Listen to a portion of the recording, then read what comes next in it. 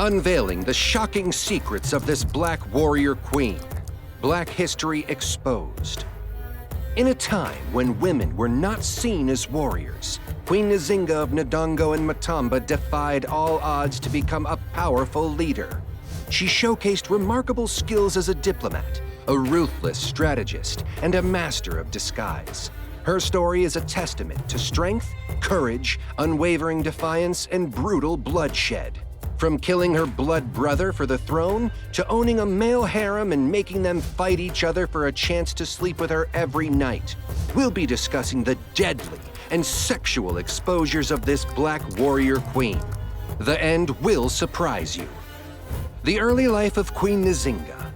Nzinga Mbande, who was born in 1583 in a place called Ndongo, which is now part of Angola, had a challenging early life because of her family, who were royalty and had many difficulties and dreams. When her brother Mbande became the king, her life became very different. She was sent to a special place called a convent, where she learned things the way Europeans did and also learned how to speak Portuguese. Nzinga, despite her brother being the king, saw an opportunity to wield her power and make a significant impact in their kingdom, which faced internal issues and external threats from Portugal. She seized this opportunity fearlessly. The Machiavellian rise to power. Nzinga's rise to power can be aptly characterized as a Machiavellian maneuver. In the year 1624, her ascent was triggered by the tragic suicide of her brother, which left the throne vacant and ripe for her calculated ambitions. Nzinga wasted no time and entered the political arena with a well-thought-out strategy. Her masterstroke was forming an alliance with the Portuguese, a move that involved her conversion to Christianity and her marriage to Paulo Dias de Nove, the Portuguese governor of Luanda. This audacious decision sent shockwaves through her people, creating both astonishment and division among them. The alliance with the Portuguese, however, was far from being a mere happenstance. It was a strategic chess move on Nzinga's part. By aligning herself with them, she gained access to vital military support and valuable resources, which she astutely employed to confront and combat rival factions within her own kingdom. Simultaneously, during this alliance, Nzinga utilized the opportunity to meticulously study Portuguese colonial tactics and diplomatic maneuvers, skills that would later prove to be invaluable in her quest for power and the preservation of her kingdom. But no, it comes. A diplomatic dynamo. Queen Nzinga was really skilled at talking to other leaders and making smart plans during her time as a ruler. She used lots of different ways to negotiate and make political moves to protect her kingdom from the control of the Portuguese. At first, she worked with the Portuguese, but over time, her diplomacy and clever strategies became like a complicated puzzle, mixed with secrets and plots. One of the most emblematic episodes in Nzinga's diplomatic journey unfolded in 1626, when she participated in a pivotal peace conference alongside Portuguese dignitaries.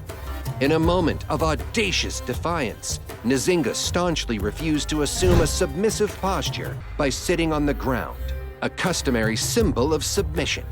Instead, she commanded a servant to kneel, allowing her to perch upon his back. This audacious maneuver not only asserted her indomitable presence, but also set a resolute precedent for all future negotiations. And now our negotiation begins. Have you already pressed the subscribe button? Or would you prefer Queen Nzinga to sit on your back, just like that servant? The Queen's military prowess. During Nzinga's rule, there were lots of battles and fights happening all the time. She didn't just sit back, she actually led her army into these fights many times. She was really brave and smart when it came to planning battles. Nzinga and her soldiers had to fight against two main groups of enemies: the Portuguese invaders and some people within her own kingdom who wanted to take her power away. One of the most impressive things she did in a battle was when she defended the kingdom of Matamba. She created this kingdom after she had to run away from Ndongo, because the Portuguese were putting a lot of pressure on her. When Nzinga was in charge, Matamba became a really strong place, and the Portuguese couldn't take it over for a long time. Nzinga became even more well-known because of her unique approach to warfare. She excelled in employing clever strategies during battles, such as catching her foes off guard and launching surprise attacks. However, what truly set her apart was her inclusion of women in her army, who displayed incredible bravery in combat, standing shoulder to shoulder with the men. This was a significant development because during that era, society generally did not consider women as warriors. Nzinga, by defying these conventional gender expectations, challenged and reshaped societal views on gender roles. This is a key reason why she is remembered as an exceptional and trailblazing leader. But now begins the truly bizarre part. Let's not waste time and dive in. The shocking allegations. While Queen Nzinga's story is undoubtedly one of strength and resilience, the claims of her engaging in brutality and sexual intrigue are more controversial. It's crucial to approach these allegations with a critical perspective, as they often emerge from biased historical accounts and colonial narratives. The accusation of killing her blood brother for the throne is one that has been debated for centuries. Some argue that Nzinga may have had a hand in his death, while others believe it was a part of the political turmoil of the time. The idea of having a group of men and having them compete for her affection is a topic that needs a closer look. These claims might be based on colonial stereotypes that aimed to sensationalize Nzinga's life and personality. Her bizarre sexual life. Queen Nzinga, born in the 1580s, was an exceptional 17th century woman. Her life showcases her remarkable intelligence and unwavering dedication to protecting her kingdom from Portuguese colonizers. She excelled in both diplomacy and combat, leaving no stone unturned to resist Portuguese rule and safeguard her kingdom's sovereignty. One of the most intriguing aspects of Queen Nzinga's life was her preference for being called king.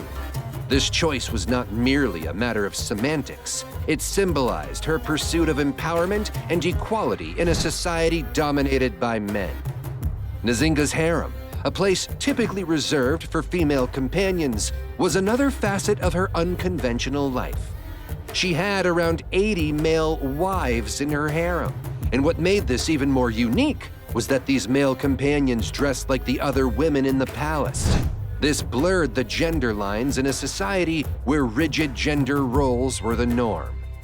At night, Queen Nzinga would randomly select 2 of her male wives to engage in a brutal fight to the death. She watched these fights with fascination as men literally tore each other's hearts out for her favor. The victor of these deadly bouts earned the privilege of spending a night with her. However, there was a catch. No one was allowed to sleep with her twice. In the morning, the winner would meet their demise, and the cycle would begin anew.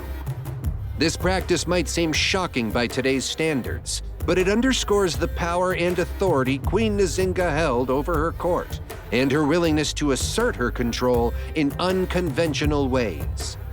In a surprising turn of events, at the age of 75, Queen Nzinga disbanded her harem, opting to spend her later years with the youngest member, a boy much younger than herself. This decision, like many others in her life, reflects her ability to challenge societal norms and forge her own path. Queen Nzinga's legacy is both intricate and captivating. She is renowned for bravely opposing colonial forces and for her distinct displays of authority while facing a world intent on suppressing her and her community. Her tale stands as proof of the unstoppable determination of an extraordinary woman who challenged norms and made a lasting impact on history. The legacy and impact. A second rust. Queen Nzinga, despite the debates about her life, had a very significant impact on history. Her influence goes way beyond her own era, as she continues to inspire many Africans and women around the world. Nzinga's strong commitment to defending her people and her kingdom against colonial forces